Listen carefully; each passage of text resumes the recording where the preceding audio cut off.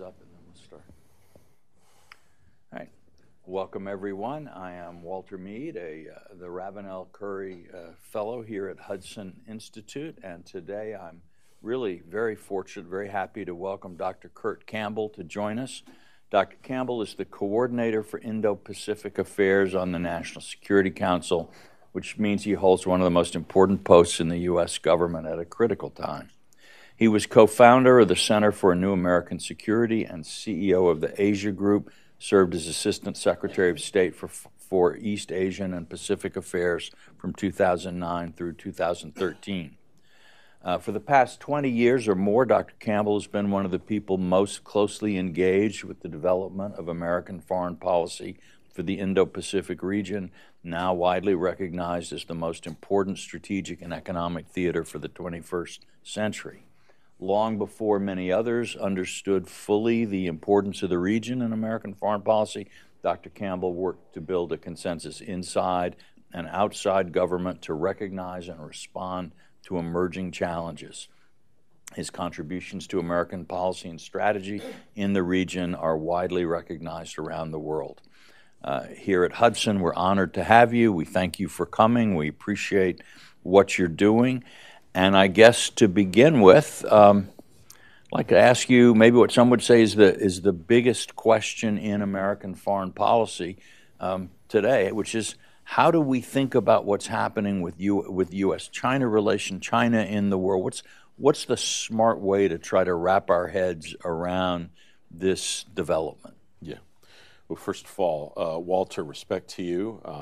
You've been a terrific commentator and thought leader on American history, American foreign policy, and I'm always appreciative when you reach out, and it's great to be at Hudson, and I look forward to this conversation today. We've asked the hardest and most important question in American foreign policy without doubt, and I would simply say that at the outset when the Biden administration came into office, I think it was clear when there was a sort of a deep review of the information available that there was a sense in some capitals that the United States was in a process of decline, was being challenged domestically and internationally, that our industrial base was in disarray, that some of our allies were questioning our position. I think there was a general acknowledgement that the Trump administration had correctly identified some of the challenges that the United States were facing with respect to China's rise, China's increasingly provocative activities on the global stage. But I think the idea was to put in place what the president and his team hoped would be a consequential strategy that would have many elements. And I think probably the most important element was to try to erect a bipartisan consensus on the major elements of a strategy in the Indo-Pacific. And I think, Walter, you are correct that there's always been a struggle about what is the dominant theater or whether it's even appropriate to think of foreign policy in these regional terms. But if you do believe, as I do, that the lion's share of the history in the 21st century is going to be written in the Indo-Pacific, the idea is to undertake that challenge in a way that is bipartisan, that is subjected to serious internal discussion and debate, and then applied coherently on the global stage. So I think, you know, the president's general instincts are to try to work even when it's difficult in a bipartisan way. We saw that exhibited last week with respect to the budget deal. But I think beginning first with a series of discussions with partners and friends in the think tanks on Capitol Hill, I think the elements of our strategy are these. First, to invest domestically with respect to technology and capabilities. And I recognize there's lots of contention about that, questions about is there a better way to seed technology to bring manufacturing home. I'm happy to have that debate, but I think without question the CHIPS Act and IRA, other provisions are some of the most consequential, powerful examples of the United States determining that we will not cede the high ground on technology. And technology will be the cutting edge arena of global competition in the way in the period ahead, in the way nuclear missiles were the sort of the defining feature of the Cold War. And so I think that effort took place over the last year and a half. Simultaneously, I think what we have sought to do is to build and sustain a innovative and complex set of engagements with allies and partners. And we can talk about that in our discussion today. And that means doubling down on our bilateral relationships with Japan and South Korea and Australia, our key partners in the Indo-Pacific, linking the Indo-Pacific more with Europe. I think one of the appropriate criticisms, Walter, of the pivot that preceded this in the past was that somehow we gave the impression that we were turning away from Europe and that we were focusing exclusively on the Indo-Pacific. And I think anyone who has ever followed anything about American foreign policy understands that everything that we have done of consequence in our history, we have done largely with Europe. And I think what we've sought to do this time is to work more effectively with Europe in the Indo-Pacific. And frankly, the reverse is also true, working with Indo-Pacific partners in Europe, like on extraordinary challenges like Ukraine. This was highlighted at the Hiroshima summit, in which some of the strongest statements of support for Ukraine were found in the Indo-Pacific region as a general proposition.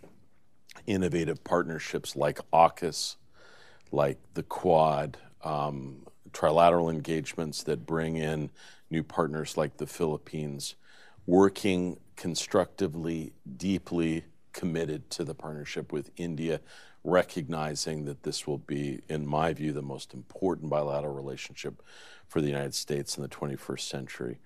But basically trying to weave all these together in a way that sends a comprehensive message of American engagement in the region, and really weaving together a group of countries who believe in the operating system that we and other countries have helped create over 40 years in the Indo-Pacific, that has provided the greatest period of prosperity in our history. And then lastly, to undertake a careful, responsible, pragmatic diplomacy with China, recognizing that China is going nowhere, that it is important to ensure that there is appropriate diplomacy on the critical issues of our times, whether it's climate change or fentanyl or Iran, North Korea, Ukraine. Those are all topics in which it's important to compare notes, to see if we can avoid challenges, and to see in certain circumstances whether there are alignments. And would you say at this point you feel that we're making progress with China on finding some areas of mutual cooperation? We're reading a lot of press accounts now that it's not going particularly well. I think that's an enormous challenge. I think that would be going too far. I think the more important thing to underscore at this stage, Walter, is that the lines of communications are opening up, and we are able to lay out more constructively our areas of interest and concern. And I would highlight that one of the things that you heard from General Austin, Secretary Austin in Shangri-La, was the importance of the United States and China establishing mechanisms of communication, procedures for crisis management. China is increasingly a great power. Her forces rub up against ours much more than they did in the past. The potential for miscalculation, inadvertence is real and growing. During the Cold War, we managed to effectively create mechanisms that would allow for crisis communication in moments of unintended conflict or tension. I think it'd be fair to say we've been unable to do that yet with China. China has been reluctant to embrace and engage in some of these mechanisms. I think we and other countries, other like-minded countries, have been making the case consistently, publicly, and in private, behind closed doors, why these mechanisms are essential. And frankly, the juxtaposition of Secretary Austin making this case at the very time that a Chinese destroyer was practicing dangerous navigational tactics against a freedom of navigation mission in the Taiwan Straits, I think was absolutely clear about why this is so important. Yep. We will definitely be talking about the regional context more, because one of the things I really do appreciate about your approach is understanding that one doesn't talk about China in separation from the rest of the region. It doesn't make sense. But just in terms of U.S.-China relations and the potential for some kind of really dramatic crisis that would reorient everything, we've heard a lot of statements from people in the U.S. military and from others in the administration about the danger that even in the rather short term, China might take action across the Taiwan Straits, or otherwise trying to compel Taiwan to accept sort of a mainland diktat over the future. How worried are you that something might happen relatively quickly? Well, look, Walter, you put your finger on it. We have to remain vigilant. And I think, as you've seen in almost every one of our engagements, we are enlisting other countries and institutions to make the case publicly that we all have an interest in the maintenance of peace and stability across the Taiwan Strait. So I do believe that vigilance, important signaling, preparation, these are all essential features of the mission that the United States has been engaged in for decades, which is indeed this maintenance of peace and stability across the Taiwan Straits. We recognize the remarkable achievements of Taiwan, both in terms of its democracy and its technology. We herald that, we support it, we want to sustain it. At the same time, I think we also have to be attentive, not just about the bolt from the blue, Walter, but the challenge of the inadvertence, the miscalculation, the bumping into fighter planes and things like that that can have unintended consequences. And so I think our objective at this time is to take the necessary steps to ensure that our deterrent message and actions, which are not simply military, they're across the board, are strong, are durable, are well understood, publicly communicated, and at the same time also take the necessary steps to try to prevent circumstances where unintended consequences can have terrible consequences. You've spoken of technology as a key element in U.S. policy, and certainly it becomes clearer every day that the information revolution, information tech is becoming critical to international power, to the economic future. And there's been a lot of talk over the years about intellectual property and espionage, subsidies from China. How is the administration working to preserve what I think some have called the commanding heights of information technology? Well, first of all, Walter, let me just say that one of the great challenges is that if you believe that the dominant issues that will translate into national power, the effectiveness in our ability to maintain global leadership with respect to semiconductors or AI or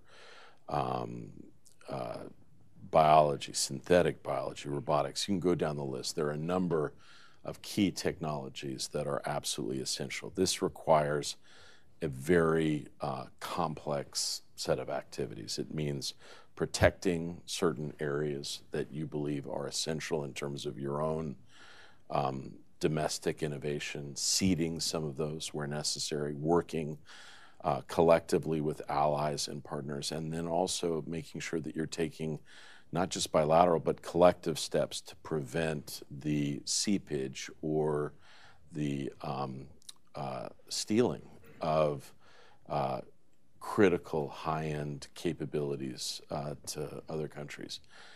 That is an incredibly difficult challenge in the best of times. But I will also say one of the hardest things is ensuring that there is a group of people in our government that are literate about technology. And that is challenging. There aren't an enormous number of people that can help design what are the capabilities of a semiconductor that are absolutely essential to maintain what you described, the sort of the leading edge. And so the effort that we are seeing that is underway now, which is a shift in focus more towards the Indo-Pacific, also involves a capacity creation inside the U.S. government, both people who know more about the Indo-Pacific, but also people who are more literate with respect to technology and can inform decision-making about things that will be critical for national power going forward. Are you finding that the corporate sector, finance, and universities are seeing these dangers and working cooperatively with the government to address these, or is there still some pushback? So I think it depends on the sector, Walter, to be clear. And I have found, generally speaking, one of my jobs is to do a lot of outreach with the finance community, with universities and the like. I find sometimes after an initial, session that can be somewhat heated, once we're able to listen, go through various activities that we are contemplating, things that we think are important, most of these people are patriots and they're reasonable. They hopefully see that they're sitting across the table with people that have what they believe to be the best interests of the United States also at the top of mind. I have found, generally speaking, that while not uniformly accepted, the dialogues with the academic, finance, and business community have become probably more robust over time. And I think there are elements of what is taking place in China that affect universities, businesses. And so I think we're in the past, perhaps some elements of policy in the Trump administration and now in the Biden administration were questioned. I think probably less so. I think there is a recognition that there are challenges to our institutions by certain activities in China, and that there needs to be appropriate steps as a consequence. Great. Well, let's go to kind of maybe a tour d'horizon of the Sure. regions, and we see in East Asia maybe, and always it's difficult to define. The Philippines sort of floats, but I've seen a lot of activity from the administration in all of these regions, but in the East Asia with the Philippines, with the greater cooperation between Japan and South Korea. Yeah. Yet at the same time, we're seeing the Chinese being more active around Taiwan and in the Straits, and we're certainly seeing North Korea continuing to raise issues of concern. How does the administration look at East Asia, and where are you confident that you're succeeding, and what worries you? Yeah. So, look, there are a lot of issues that I think one has to be concerned by, Walter.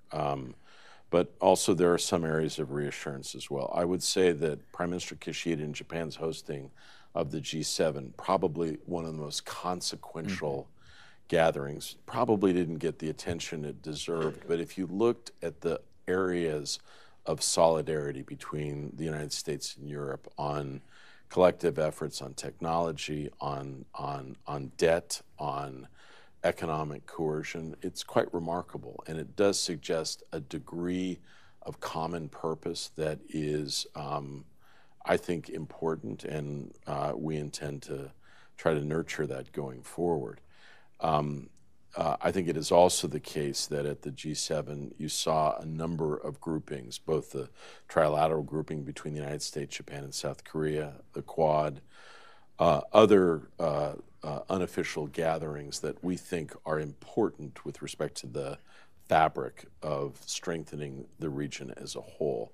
If you ask me what I thought the critical challenges were, though, I think the question of the American extended deterrence in the Indo-Pacific, we tend not to appreciate how important this has been to Asia's peace, Walter, for decades. There are probably 10 countries in Asia that have the capacity to build nuclear weapons that have chosen not to. And one of the key reasons that that has been the case is the sense of the durable, predictable American forward deployments of our forces, but also of our extended deterrence. When President Yoon was here just a month and a half ago, President Biden, President Yoon issued the Washington Declaration, which was designed to try to buttress through a number of steps, new mechanisms, new deployments, that America's commitment to forward extended deterrence remained rock solid. But I think we have to recognize that there are challenges to what we think has been a very favorable set of considerations when it comes to extended deterrence. One is increasing North Korean provocations. And in our diplomacy, this harkens back to an earlier question that you asked, Walter. We've made clear to China that these actions on the part of North Korea are destabilizing, and they're leading countries to reconsider their options. It's one of the factors that went into Japan's decision to up its military commitments, to basically move beyond some of the previous self-imposed constraints that they had on military capabilities. And it has also caused South Korea to rethink a number of its long-held provisions. Russia's saber rattling on the nuclear realm has also been felt across the Indo-Pacific. And it is also the case that although it has received less attention, the fact that China is in the midst of what can only be described as a massive nuclear buildup has consequences in the region as a whole. So I think going forward, Walter, it will be incumbent on this administration and future administrations to take every possible step to make clear that the United States is serious about sustaining our extended deterrent guarantees to the Indo-Pacific and to other countries. I think, secondly, I do worry vulnerable regions are under pressure. I've worked a lot in the Pacific. The Pacific are proud nations, many of which have supported us for decades. And we have a moral, historic, and strategic commitment to them. I think it would be fair to say that a succession of administrations have let the Pacific down. This is a bipartisan neglect, and it is critical for us to step up our game. This is not just voting in the UN. This is climate change as an existential issue. It is dealing with these countries as important players strategically. We need to meet them where they live with respect to the challenges that they face with respect to training and climate change and illegal fishing, and we're trying to do that. And again, this is another area where we've received a lot of encouragement from Republican friends more generally. There are a number of states in Asia that are problematic. North Korea, first and foremost. Every effort, I see my friend Jen Pristup here, who's worked on this for many years in the past, every effort at diplomacy that we've done to reach out to North Korea in recent period has failed. Everything has failed since basically the high-level diplomacy between President Trump and Kim Jong-un that ended abruptly in Vietnam. But what receives less attention is the tragedy of Burma, of Myanmar. We're deeply concerned by the humanitarian plight, the brutality of the military junta, and those issues tend to make diplomacy in ASEAN, which is the key organizing institution of Asia, much more complicated. So, look, there are going to be lots of challenges here. All of these countries are stepping up their defense spending. Much of this is devoted to capabilities that are involving power projection to try to secure maritime domains that are increasingly under challenge. I think what we have generally found, Walter, is that the demand signal for American leadership in active participation is undimmed. and the hope will be whoever follows will continue to understand that the essential feature in the maintenance of peace and stability in the Indo-Pacific, the essential feature of basically helping to orchestrate some of these nuanced and diverse venues is in fact the United States. Do you find in Asia that there's concern that the U.S. will be distracted by Ukraine and the crisis with Russia from a focus on the Indo-Pacific?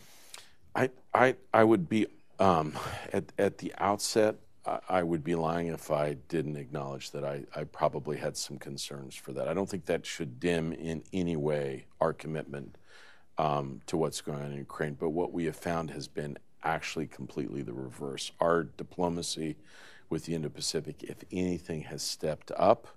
Our diplomacy with Europe has stepped up. The connections that have formed for a variety of reasons, there is an undeniable connection to what happens in Ukraine, has implications for peace and stability in Asia, and that is not lost on any country in the region as a whole. So if anything, it has led to a deeper, more fundamental commitment to the Indo-Pacific. I think largely because there is probably a greater recognition for what the stakes are involved.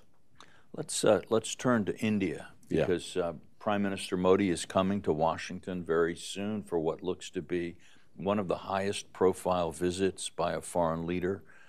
State dinner, joint address to Congress. It's a lot of deliverables seem to be falling into place. What's your hopes for what will happen with this visit? My hope is that this visit basically consecrates the U.S.-India relationship as the most important bilateral relationship for the United States on the global stage, and that we effectively make it into sort of escape velocity. And what I have seen in my own period of engaging with India, one of the most important things that has been developed in this process, yes, there will be deliverables, yes, there will be discussion about areas where we are united, areas where we still continue to have concerns.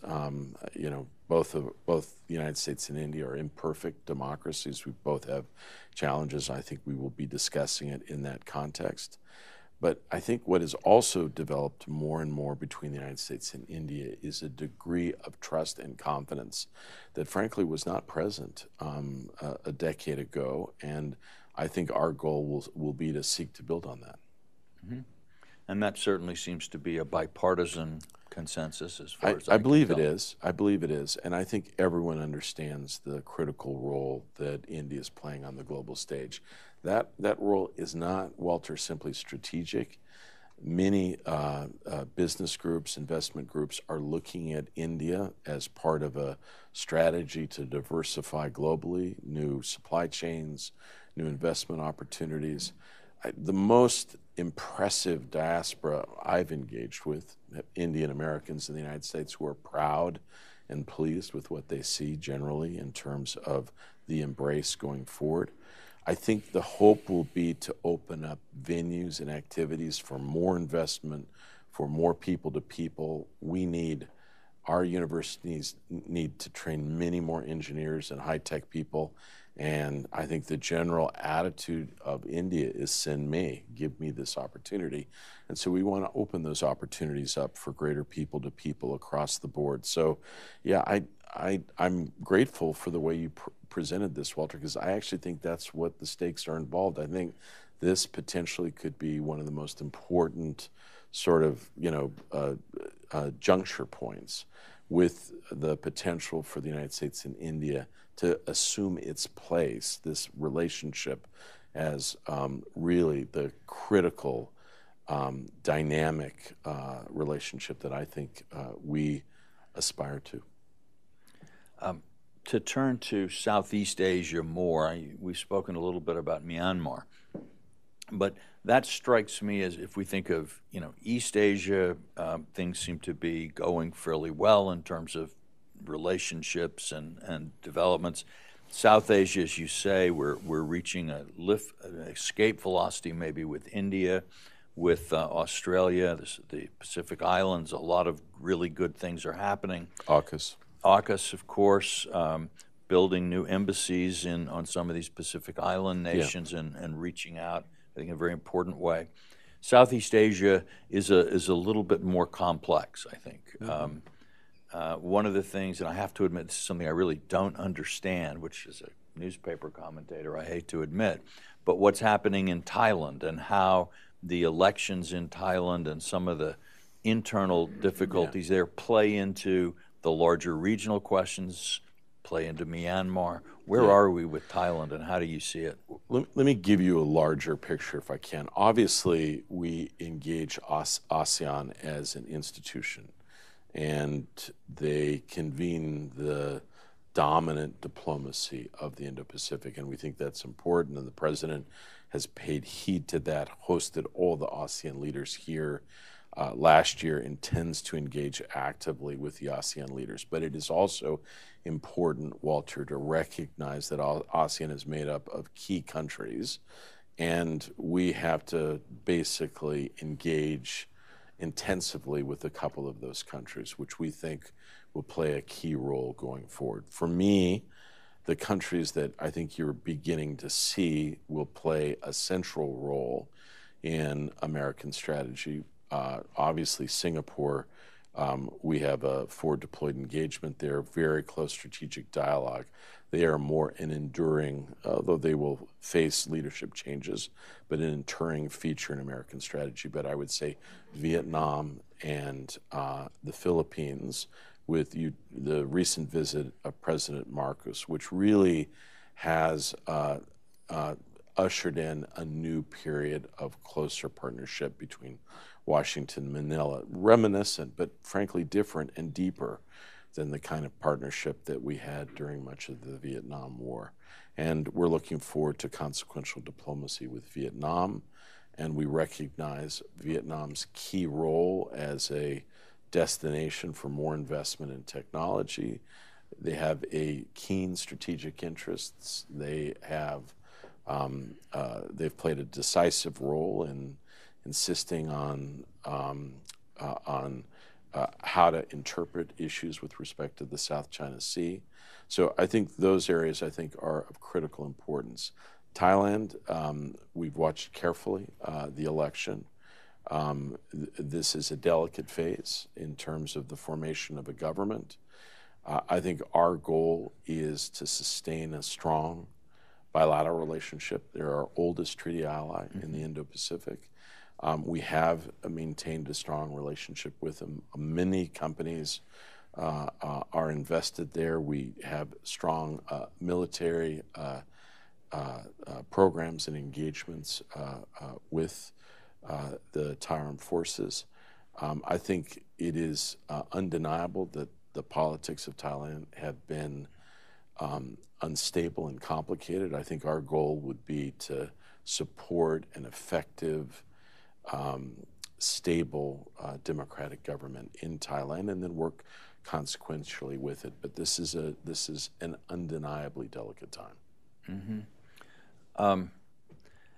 This maybe brings us to this question some people have asked, and I have asked, how does one relate the two objectives, American objectives, democracy and human rights kind of diplomacy, which is clearly important to the president and to this administration, and then the realities of a strategic competition, which have their own logic, so that a country like, for example, Vietnam might be a problematic issue for a place from a human rights or democracy point of view, but is critical from a strategic point of view. How does the administration manage that? Look, I having spent a little bit of time with the president, Walter, I think it would be fair to say that I think the president is less about outward and ostentatious proselytizing about democracy and human rights, and more about trying to let our model and our attempt to deal with our own challenges be a kind of model for how other countries might want to deal with their own challenges. There is always tension in the formulation and execution of American statecraft. There is that tension between domestic economic engagement and international economic strategy. I'm sure a point you'll get to. There are questions about, like, the preferencing of regions one over the other, how to think about assistance versus investment, and the question about it is undeniable that some of the most effective countries in East Asia are not democracies. And how do you recognize then that in your strategy going forward? I think the president understands, and the administration, that we can be for something but still engage on other terms. And I think that's what we've sought to do. And we are seeking broad and sustained partnerships with a variety of countries in the Indo-Pacific. And I think that is both smart and sustainable. Okay. In economics, it seems to me we've got sort of two big sets of issues. One would be that for many in the region, at least when I talk to people, what I constantly hear is trade, and by trade they generally mean access to the U.S. market as an engine for development. It's probably important for folks watching this to understand that we're talking about many countries where there's deep poverty and a tremendous social pressure to increase living standards. Yes. Especially now that with cell phones and the internet, people are much more aware of the gap between their living standards and other parts of the world, and this becomes a real source of worry and political instability. The U.S. leadership on free trade is widely seen there as a great engine for growth. Here it's a much more controversial topic now, both on the left and in parts of the right these days. So how does the Biden administration plan to navigate this particular shoal? Well, look, first of all, Walter, I think I like the way you began this, put this in the larger context, what some of the challenges are. Trade is contested politically inside the United States, but there are some facts that are just undeniable. First of all, the U.S. market is one of the most open markets of any country in the world. Trade with Asia last year was at an all-time high.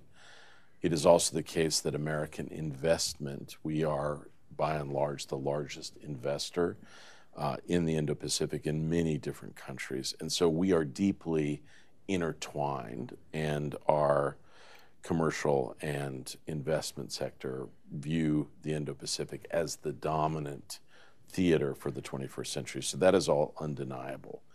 I think it is the case that there is a belief that some of the previous trade negotiations tended to focus on areas that were perhaps more controversial now. Corporatist interests that were perhaps not as transferable to the lives of, you've talked about the lives of people outside of the United States looking in. I think we also have to be attentive to those people who are affected by global trade, particularly what might be described as unfair global trade, some of the things that we've seen, particularly with respect to the practices of China.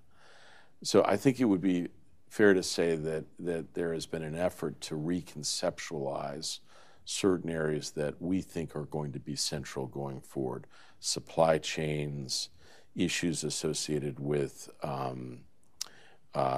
climate, labor, a variety of provisions, taxation that we think are crucial elements of economic engagement. And so what the Biden administration has sought to do with IPEF is to create a really new kind of venue in which many of these issues would be hammered out in ways that would level the playing field, create more predictability with respect to critical minerals and vulnerable supply chains, and essentially feature a enhanced ability to do business, not just with the dominant economies of Northeast Asia, but dynamic, important economies of Southeast Asia. So for the first time, India is involved in a trade negotiation like this with the United States, so as Fiji, a Pacific Island nation. So these, obviously there are questions about how significant this will be. I think our view is that this will, and we'll have more to say about this when the United States hosts APEC later this year, that this will turn out to be much more consequential than some of the critics have suggested. And I would just remind folks that when we started diplomacy around TPP, which is now hailed by some, it was criticized as being lacking in ambition, not significant, not the right partners. So I do want to underscore that we understand, like anyone who focuses on the Indo-Pacific, that the ticket to the big game in Asia is that you've got to engage on trade and economics and commerce. It is not sufficient to be a security player. You've got to be a full-purpose, full-spectrum player in the Indo-Pacific, and that's exactly what I think this administration, backed up by strong support in Congress, believes what's essential. Yeah. So would it be fair to say that IPEF is seen in some ways as a negotiating forum where we can deal with some of the questions that have made trade unpopular in the United States, whether it's labor standards, environmental, intellectual property, and some of these other things, with the idea that then one comes back as IPEF matures, a basis for deeper trade engagement? Is that the strategy? Look, I think that's part of what we're getting at. The honest truth, though, is, Walter, we're actually looking for more immediate deliverables. One of the things that was clear over the course of the last couple of years during COVID and other challenges is that supply chains are challenged and they need to be diversified. These countries all have said, we want to play a larger role in your supply chains, and these mechanisms will make that more effective and more predictable. So I don't think this is ethereal or somehow theoretical. This is deeply practical. It's meant to tackle the specific issues that we're confronting today. Yep. And definitely, as you say, supply chains where we're looking to diversify from China for some of these things is a potential opportunity for others to replace China in that supply chain. Yeah. Yep. One question I find I hear not only from people in the region, but from sort of young people and students and others in the U.S. is, what's the goal in Asia? You know, we're concerned about the rise of China, the international system. What is it that what would be the point, the goal? How do we know whether we're making progress? How would you describe that? So look, I remember talking to a guy that I was in the Navy with, and we were out, on patrol, and he said to me, I deploy, therefore I am, and that's not how we see strategy. And so, I would say the way to think about this, Walter, is, sometimes you hear from Chinese interlocutors that the United States is set at containment or keeping China down. I would just, take a very different tact. I believe that the last 40 to 50 years have been the very best years in Asia's history, and we've led billions of people out of poverty, increased livelihoods, and including in China, of course. Fantastic innovation, and a number of countries have benefited from that, including China, as Walter just said. And the reason for this is not just the hard work and ingenuity of the people involved, although that is an undeniable feature of it. It is that this happened within a larger context in which this, what we might describe as an operating system to stay with technology, this operating system that the United States helped create and sustain with the support of others, which has many factors with it. The forward deployment of American forces, the commitment to peaceful resolution of disputes, the ideas of legal abilities to solve problems, freedom of navigation. There are a whole collection, Walter, of features to that system, imperfect but undeniable, that woven together created the fabric for remarkable peace and prosperity. It is not a surprise that China, as a rising state, like any countless times in history, seeks to amend or adjust elements of this dominant existing system. But I think the concern that we and other countries in the Indo-Pacific has is that many of these changes, if implemented, like economic coercion or arbitrary territorial features, you can go down the list, if implemented, would have very negative consequences for the livelihoods of countries and people in the Indo-Pacific, and I would argue maybe even for China.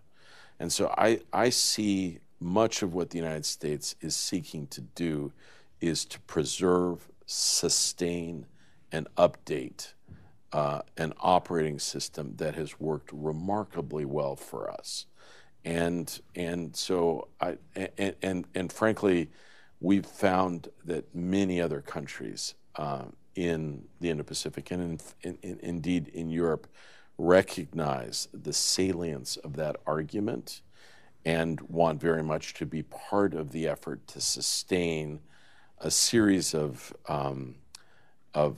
mechanisms and institutions that have been stabilizing. We all recognize that they have to evolve. They have to increasingly deal with the challenges of the global South, poor peoples, but at the same time recognizing some of the key features of the global system and how it's been very good to us. And so I sense that I think we can do a better job, Walter, in explaining this. Sometimes these, what look like, why are we prosecuting freedom of navigation? Why do we insist on statements in the G7 that talk about lending practices that create more poverty? Why are we focused on economic coercion? It is because if these practices become dominant, we believe that it will have a deeply antithetical set of interests or consequences for the region that we care so very much about. That's probably an inadequate answer, but I do not believe this is about sustaining American dominance or somehow seeking to keep any country down. This is simply about a set of steps that we believe that are in the best interests of the lion's share of the countries in the Indo-Pacific and Europe. Let me just take the liberty of throwing out some thoughts I've had about trying to frame this problem, because I do basically agree with everything you just said. But when I look at the history of Asia and of the American engagement in the Indo-Pacific, it looks to me like we've had a series of crises essentially driven by uneven development, so that the British and the Europeans established colonial empires because they achieved kind of industrial development earlier than Asian societies. Then in Asia itself, Japan develops earlier than others, which creates a kind of an unhealthy sense in Japan of its regional role and led to untold tragedies. Today, something similar with China, as the Indian economy was 65% of China's in 1980 and is about 17% today. Wow. And that imbalance, in a sense, sort of can create unreasonable expectations in China about its its role, but also creates real imbalances that an external power like the U.S. takes an interest in. And possibly, if we were to think that if Asia were to all be developing, that we reach the point of full development of Asian societies, there's a kind of a natural balance of power, natural order in the region that no one country, even, certainly not us, but even India and China couldn't think about a hegemony in a place that's so rich and so large. And maybe part of our role is to allow that natural development of Asia towards some kind of peaceful state. Is that a useful way to think about things? I'd want to think about it a little bit more, Walter. It's interesting. I would say that, look, taking the longer view, like let's say the last 40 or 50 years, but I would say that we tend to get in trouble during periods in which American power is questioned. And we've seen that on a number of occasions. We saw it during the Korean War when our forces were overrun at the beginning. A lot of questions about whether the fighting spirit was lost after the victories of the Second World War. Many of our closest allies were concerned by the rout in Vietnam, subsequently thinking about their own nuclear developments, going their own way. It took real courage of people in the Reagan administration to reassert American power in East Asia. At the end of the Cold War, there was a sense that the United States and Russia, the Soviet Union, had exhausted one another, and Japan had prevailed. And then during the economic crisis in 2007, 2008, a sense that for all of our lecturing that American financial institutions had been shown to be imperfect, during much of that, questions about American staying power and American commitment, and that is seeded and furthered by questions about either domestic disarray or preoccupation, right?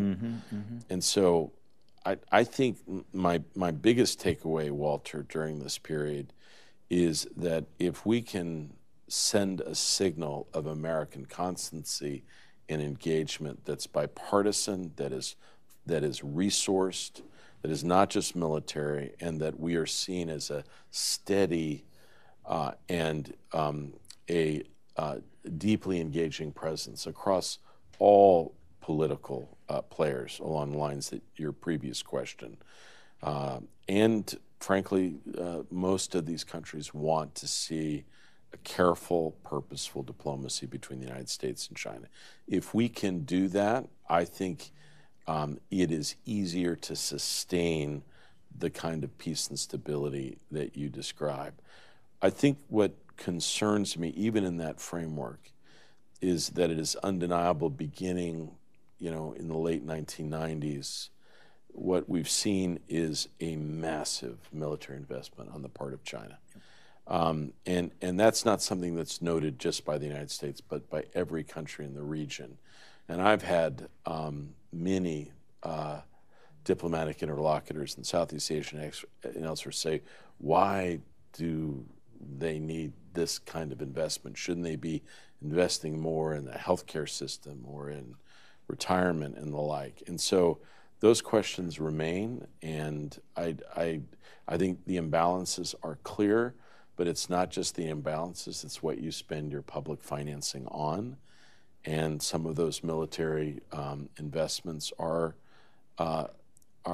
creating anxieties. And people don't always talk about it, but they are creating anxieties across the region as a whole. So my general answer to you, Walter, is that if you ask me again what's necessary, I think institution building, true norm building, in which we learn some of the lessons of the WTO and like how allowing certain state activities to undermine practices, creating problems in host countries and undermining the